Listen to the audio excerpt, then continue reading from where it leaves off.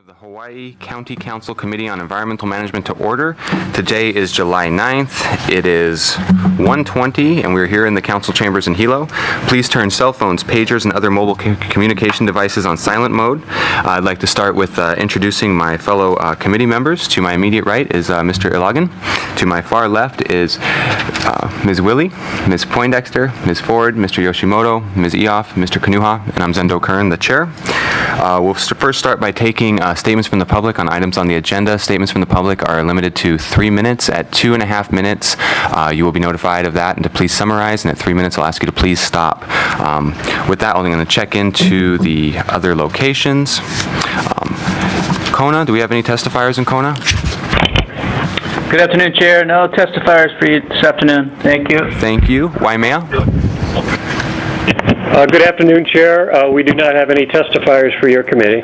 Thank you. Pahoa? Good afternoon, Chair. We have 6 testifiers here in Pahoa. Very good. Thank you. And Ka'u? Good afternoon, Mr. Chair. We have 2 testifiers here in Ka'u. Okay. And we have a few testifiers here. Looks like about 5 testifiers here in Hilo. We'll go ahead and start in Pahoa. We'll take 2 testifiers at a time, so please call up your first testifier.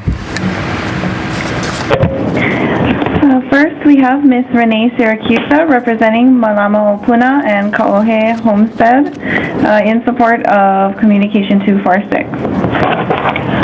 Good morning, members of the Council Committee. I am here to testify in support. As you know, the tweaking of this ordinance is to accommodate the problem of albizias primarily in Puna. But of course, if we wait too long, it'll be a problem for the other districts as well, because this is such a fast-growing and fast-spreading tree. One of the things about albizia, of course, compared to other invasive species, is that it is dangerous. Albizias have fallen on vehicles and totaled them. It has fallen on houses and totaled them. It has blocked the roads so that people can't get out and so that emergency responders can't get in. So it becomes a really urgent thing for county and state government to look at this problem and address it. I know that state government is already working on that.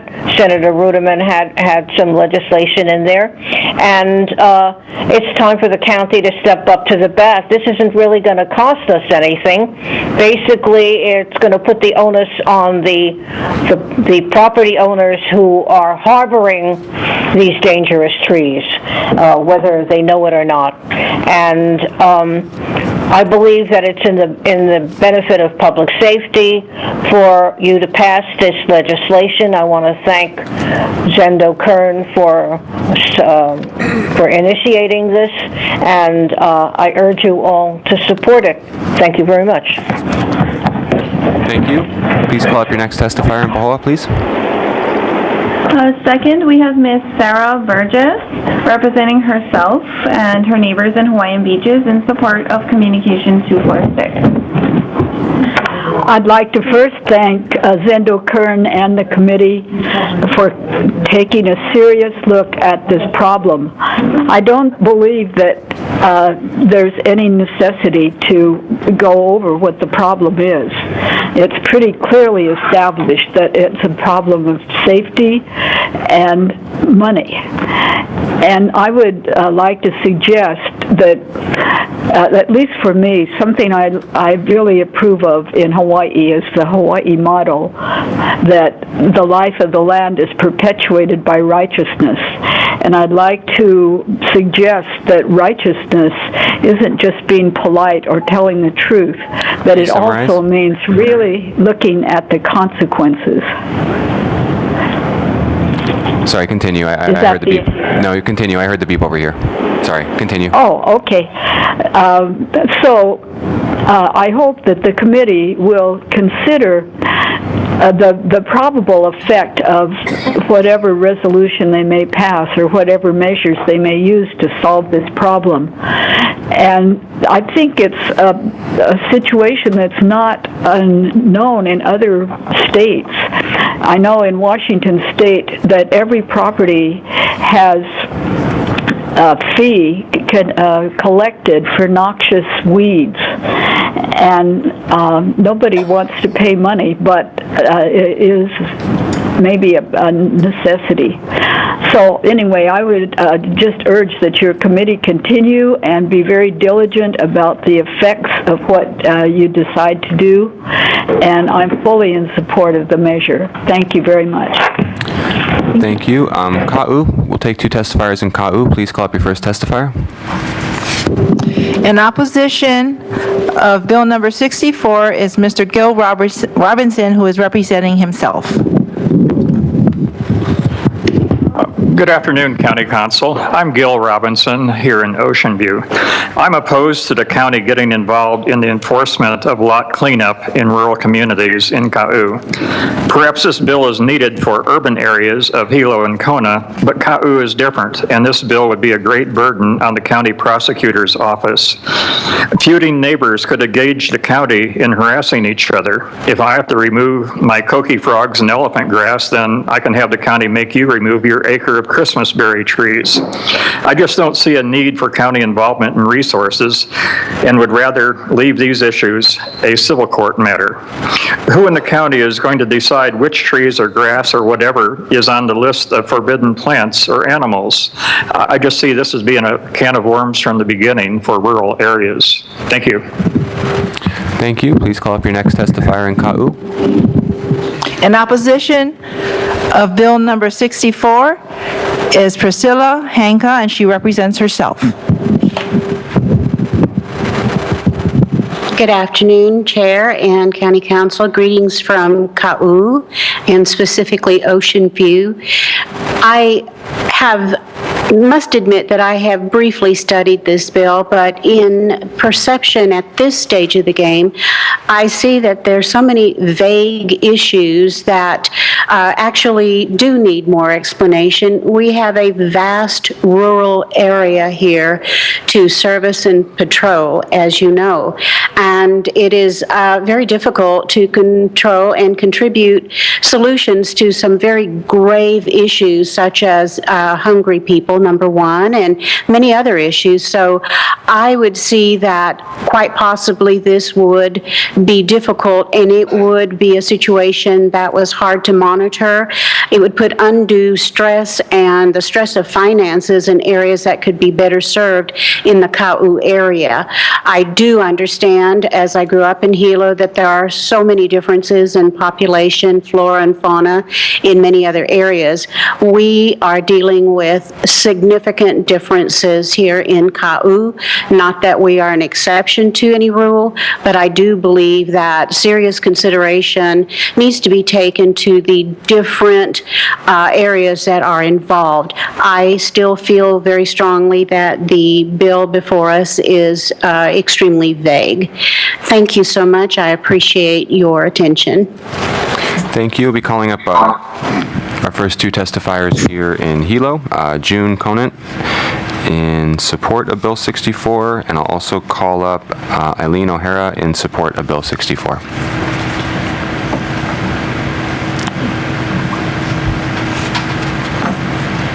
Ms. Conant, press the button on the mic and you may begin. Oh, good afternoon. Thank you very much for your time. I don't have an official endorsement from Hawaiian Paradise Park, but I am a past president and also a current board member, and I have attended Mr. Ruderman's seminar that he had recently, and we all know how dangerous these trees can be. I talked to someone not too long ago where her friend had a branch fall on her back and broke her back. We have, of course, over 8,000 lots. We have 400 people that don't even live in this country that have lots. We've asked people to write letters to them to see if they would help in removing some of the trees from overjoining properties. And of course, when they're in a foreign country, they really don't have much interest in doing that. We also have a lot of people on the mainland. Last year, we did a survey of some of our people, and I got letters back from people stating that they bought their lot in 1967 and had never seen it. I took my camera and went around. I had about 15 letters, people that hadn't been here for 20, 25 years. They had no idea what their lot looked like. I went around, took pictures, sent them to them, and said, your lot is dangerous. So we really would like any kind of support that we can find going forward to try and curb this dangerous, dangerous tree. Thank you. Thank you. Ms. O'Hara? Thank you very much for introducing this bill, Councilman, and to all the council members. I'm representing Hawaiian Shores Community Association. I serve as their president, and you should have received my written testimony. I hope so. And I included in that a 2.5-page article that was in Environment Hawaii that described the May 31st meeting that was convened by Senator Ruderman over Resolution 41 that was passed in the Senate this year. I can speak as a homeowner and president of our association in regards to the severe negative economic impacts of certain trees. I know this is not specific to Albizia, but Albizia is the major tree that we are plagued with in Puna at this point in time. If you were to go and ask the HELCO dispatchers what is the most common call they get about tree damage, it's going to be from Albizias. We have an underground water system. We have our own well. Hawaiian Beaches Water Company is adjacent to us, so there's 2 water companies operating in the Hawaiian Beaches area, and both of these underground utilities are negatively impacted by Albizia, seriously impacted.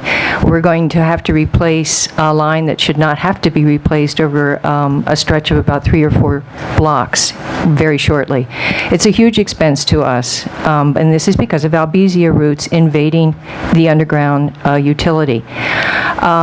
I commend the fact that it has focused on hazardous trees because, as we probably all know, not all Albizias are hazardous. Some of the testimony that was just given from Ocean View, I don't think they really have that problem yet, so they may not be aware of how serious a hazard tree can be. It can fall on cars passing on the highway when you have small lots like we have in the subdivisions of Puna. These trees grow, the fastest growing tree in the world, if you didn't know that, 16 feet a year. So they can grow 20, 30 feet in a period of 2 years. And they pose problems to the property owners and to human health and safety. So I highly commend moving forward with this bill. The other smart aspect of this is that you have a way to recoup the costs, which is what the state did not do in Act 76. And that's very important because it is pricey. Thank you. Thank you. Pahoa, please call your next 2 testifiers. First, we have Ms. Hope Sermel, and she's representing herself, and she'll be commenting in regard to 2 separate communications. First, about 246, and second, about communication number 296. Okay, please just let me know when you're transitioning. Ready. Yeah, go ahead. Just let me know when you're transitioning between bills. Thank you. Oh, okay, thank you. Hey, Zendo, way to go on the thing happening with Pohiki. I'm sorry I wasn't here to testify in your behalf. Way to go. Albizias. There's a beautiful road that I call the tree tunnel that I sent a picture to my son 6 years ago when I moved here. And those Albizias have already fallen down how many times, nearly killed many people. It's time to do something. Next resolution, what was it? Communication 296. 296. This one is near and dear to my heart. This one is a resolution urging the administration to adopt an approach to the county's solid waste that includes recycling, composting, waste to energy, and increasing public participation and responsibility. Waste to energy. Many places on the mainland have these new machines that were created to take waste and turn it into energy. I believe Harry Kim had spoke of that a couple years ago. Too bad we don't have that, because we still have the problem about waste and our landfill, but waste to energy is the way to go. Thank you for creating this resolution. I hope it goes past, and however the area of Black Sand Beach all the way to Kalapana can help. Thank you, Margaret, and I appreciate time to talk. God be with you, and God bless Puna. Thank you. Please call your next testifier in Pahoa. Next, we have Mr. William Newman representing himself in support of communication number 246. Aloha. I am a member of the Hawaiian Paradise Park Owners Association Board of Directors, but I am here today on my own behalf. I own houses in Paradise Park that are threatened by trees that are well over 100 feet high, with branches as thick as 18 inches in diameter hanging over bedrooms containing small children, or sleeping quarters for small children. I have contacted the owner, I've tried to contact the owner of the properties, and he refuses to pick up any mail, certified or registered mail. There's no way to communicate with him. His trees, branches of his trees have fallen on and damaged my houses. I have reported this to the State Department of Civil Defense, but they move very, very slowly. The problem with these Albizia trees is not simply ongoing, but it is growing exponentially. Each day, more Albizia grow, and all the ones we have grow larger and more dangerous. It's a very brittle, soft, brittle wood, and it collapses all the time. There have been serious injuries, and there's only a matter of time before we have deaths taking place here in Puna because of these trees. And I urge the council to adopt whatever laws they can to address and suppress these dangerous trees. Thank you. Thank you. We'll move back here to Hilo now. I believe it's Lawrence Brennan and Senator Russell Ruderman. Okay, real quick, thank you for letting me have a little time to talk to you about this. I'm speaking as an individual who lives in Hawaiian Paradise Park. I'm a member of the board there, but I'm not speaking in that context. I'd like to say, I never thought I'd say this, but I think that this bill provides a more efficient way for owners to get recourse to have hazardous materials removed from adjacent lots that threaten their safety. And the reason I say that is I think that there are mechanisms within the county that will be much more efficient than an owner trying to go through the court system and try to fight through that process. So I think it's a really good bill, and I really commend you for bringing it forth, and I hope it passes. Thank you very much. Thank you. Mr. Ruderman?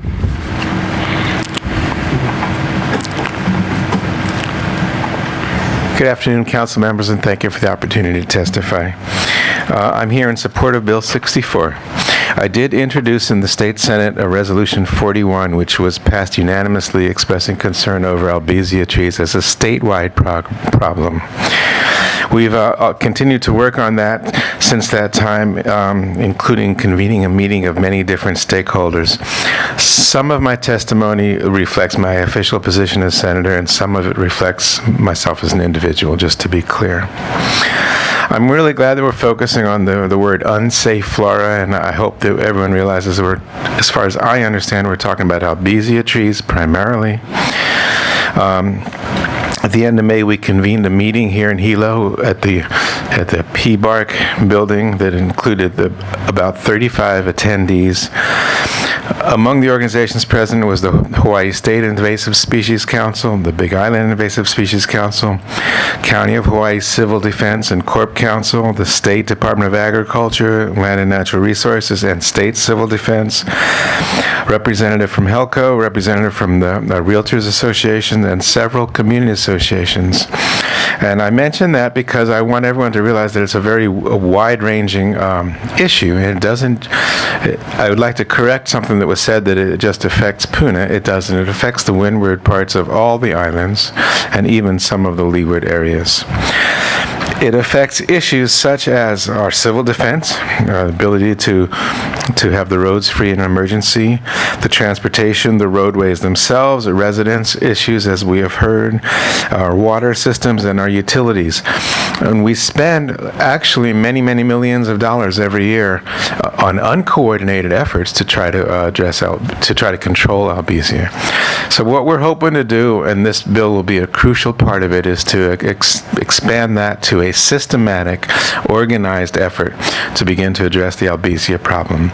I think that in the past, Albizia has been seen as simply too big to address. We just can't do anything about it. It's too big. But there have been some new methods developed which have proven themselves very cost-effective and very little labor involved. And one community group of mostly senior citizens proved its effectiveness in the Pi'i Honua area in Upper Hilo. So we want to extend this idea and coordinate for the first time, I think, all these different agencies. Okay, thank you. All these different agencies that are working together. I think this bill is very important because a lot of times when we remove the trees, let's say overhanging a roadway, but there's a whole lot of Albizias adjacent to it that we don't get to, it just reseeds itself. We have to do it over and over again, whereas if we can address systematically even those privately owned lands, we can control it much more effectively. So I urge you to pass this bill, and thank you very much for the opportunity to testify. Thank you. Pahoa, please call your next two testifiers. Next, we have Miss Jane Whitefield in support of communication number 246. Go ahead. And also Bill 46. I'm in favor of this of any support that we can get. I live in Leilani, and I think twice in the last 6 months we've had Albizias fall across Leilani Boulevard or Leilani Avenue, knocking out the power lines. And this has affected from Pahoa all the way to Kalapana. And we need to be able to have a method to take care of these mature trees. The smaller trees are easier. They do grow 20 feet in the first year, but it's these big ones that get so big and they will crack and go across the lines and completely block areas and fall on houses. Also, I have one across the street from me, and I've tried to contact the owner. It's an absentee owner. It's quite near the street, and I tried to contact HELCO too, and they just turned a deaf ear. They weren't willing to listen at all. I know the lava tree, going through the lava tree, the tree tunnel, every time I'm at the top or the bottom, I look down that way and I think, should I go today? You know, if it's windy, I won't go. I'll go around it because that's a fairly long distance, and those trees are huge. And 2 of them have been toppled by wind, and we just need to take into consideration. Over there aren't any houses, but they can fall on houses, on cars, on people, like everybody has mentioned. And so I am in support of any help that we can get for making this a safer place. We have beautiful plants and beautiful trees, but we don't have to have ones that endanger people. And I'm one of the last people to say cut down a tree. I am a botanist, and I'm a master gardener, and I don't like to see things like this have to be done, but it's for the safety of the residents and for the safety of the other plants on the island. Thank you. Thank you. Please call your next testifier in Pahoa. Next, we have Miss Judy Levshikov, representing herself and her family, and in support of communication 246. Good afternoon. I live in the Black Sands area, and I live up on Cook Street. I'm only one of 2 houses that live up there. The trees that are there when we moved in several years ago had already been ringed. They are now falling in my yard. They are falling across the telephone lines, the electric lines, and in the last year we've had 6 outages where trees have fallen down over the lines. We had one that created a fire, and the fire department had a really hard time getting there because of the Albizia trees that have fallen across the road. The idea is that the trees that are there are not mine. We've spent money cutting down trees that were on other people's property in fear that they would fall on my house. I've had trees fall on my house, on my water tank. These trees do not belong to me. They either belong to the subdivision or people that are not living on their property. I've taken this to the board, and they informed me that in the last 2 years it's too expensive. They haven't found anybody that's willing to come in. We've talked to HELCO. They've also refused to come, and the only answer that I got from them was, when it falls down across our lines, we'll be out. So what I'm asking is to please do something about these trees before it falls on my home. We live alone. We're in our 70s, and when these trees come down, they are going to take out my house, and hopefully I won't be there when they do. Thank you. Thank you. Calling the next 2 testifiers here in Hilo, Susan Leloy and Tim Reese. Susan Leloy to comment on Bill 64, and Tim Reese to support and comment on Bill 64. Mr. Reese, you can come up here too. Please turn your microphone on, and you may begin. Can you hear me? Okay, good. I'll just read this. Good afternoon, members of the Hawaii County Council on Environmental Management, and good afternoon, Chair Zendo. Thank you for this opportunity to address you on the issue of Bill 64. My name is Susan Leloy, and I come before you as a representative of the Hawaii Island Realtors. While I agree that Albizia trees are a huge problem on Hawaii Island, I have equally huge concerns about the implementation of this bill should it become law. One of the most important elements of real property ownership is the right to exclusive use without government interference. Of course, we all know that a part of real property ownership comes with certain responsibilities, which include the payment of property taxes and adherence to certain CC&Rs mandated by a particular subdivision. It would be ideal if all lots and parcels came in pristine condition, but that is not always the case. Like the Albizia trees, the coqui frogs are here, but the county is not going out and invading private property to eradicate the frogs. A very large percentage of owners are off island as well as out of state, with many of them having never seen their property, or at least for several years. Should this bill become law, there are major concerns. Accordingly, after the complaint has been submitted to the mayor, and should the mayor decide a particular lot or parcel is in need of attention, then my understanding is that the mayor would attempt to notify the owner. How would this be done? If after the 1-month period of time and no response, the county would either send a county crew out or hire an outside company to remove the trees. Once complete, the county would then bill the owner, in the meantime paying the county employees for their time or paying the outside company. And if necessary, file a lien if payment is not forthcoming. Can the county really float that kind of money? If a lien is filed, would that lien be a super lien that would supersede all others? I'm not clear on this. I feel these are important questions. Of another concern would be once the job is done, studies show that Albizia trees will return with a vengeance. That does not appear to be a good solution. Another concern would be if during the job, what if damage is sustained or injury? This would open up a new can of worms for the county. The liability could be tremendous as well as costly. Back to private property rights. While you may think the trees are a terrible nuisance, others may think them beautiful. We all have the right to quiet enjoyment of our real property, and I don't believe the county should take it upon itself to impose its will this way. More research needs to be done, and education is the key. Please protect each real property owner and allow them the right to do with their property as they see fit. Thank you for your time. Thank you. Mr. Reese? Good afternoon, Environmental Management Committee. Aloha to you all. I tend to agree with the lady next to me that I give limited support to this because I do realize what a big problem the Albizia is, and it's a community failure because in many places of the world, Albizia is not such an enemy.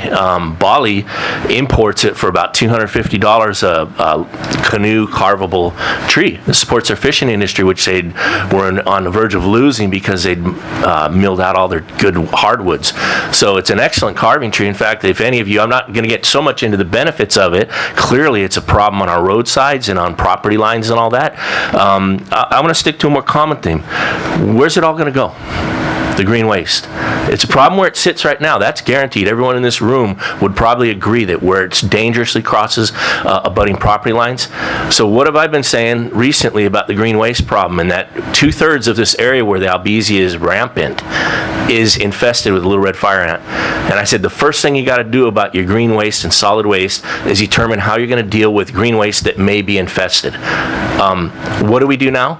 We don't do anything. As I told you, a conscientious public employee sees an infested bin of green waste at Pahoa, has nowhere to put it other than mixing it in with the mulch green waste.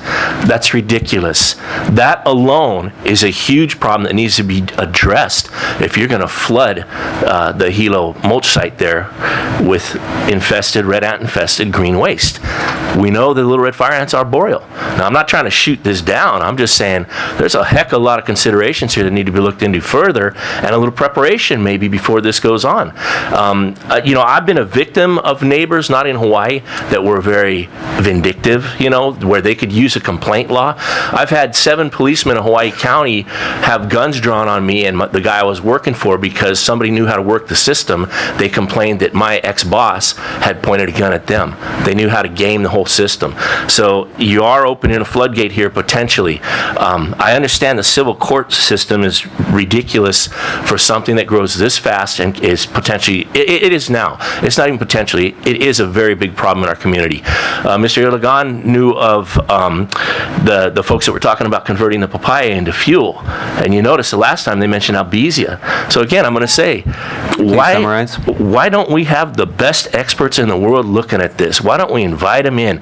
This may be part of the solution. It may be the best first part. Personally, I don't think so, but we got to do something. And I would suggest that we look at inviting the best people into our communities. At best, this would be spotty, and you will still have the catastrophic dangers in the field, so to say. So, and that's it on that one. Thanks for trying, though. Thanks for putting something out there. It has to be looked at. And now you're transitioning to 123? Yes, sir. Well, I just spoke a little bit about the green waste problem, and I want to say that I can be real cynical and a real jerk sometimes, but not so long ago I came in here and I said the way that this county is looking at its solid waste is completely dysfunctional. The whole system, and I accuse the county council of being part of that.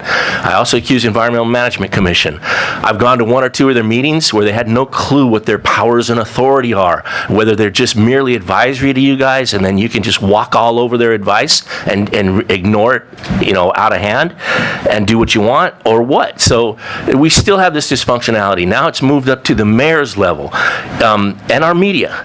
The mayor says he wants to promote waste to energy.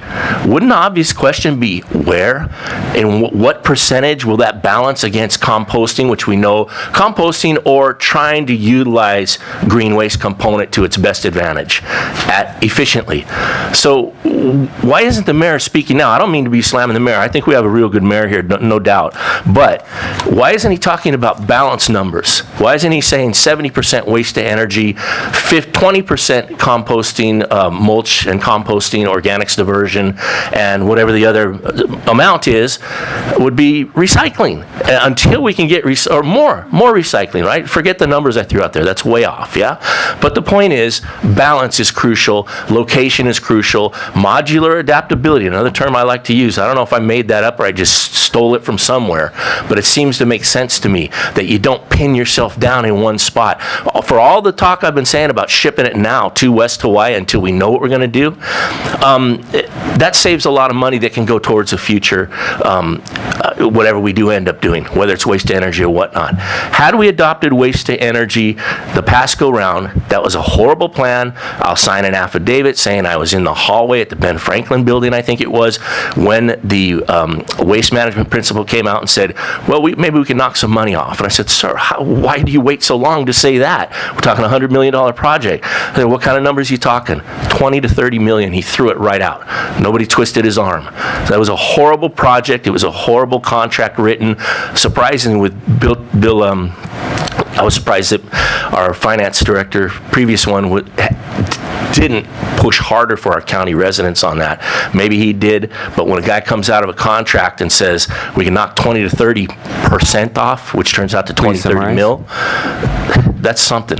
So we didn't screw up there. I'm really grateful that this county council is actively looking to come up with a sensible solution. Remember the balance. You must have some organic diversion, whether it's mulching or composting. Look at your location, see where the numbers make the most sense. I was totally against the trucking to West Hawaii. I can see much advantages to that, even if it's a long-range solution where it would work out the best for everybody. And waste to energy only if it's clean. Thank you, Mr. Reese. Thank you. Is there anyone else wishing to testify?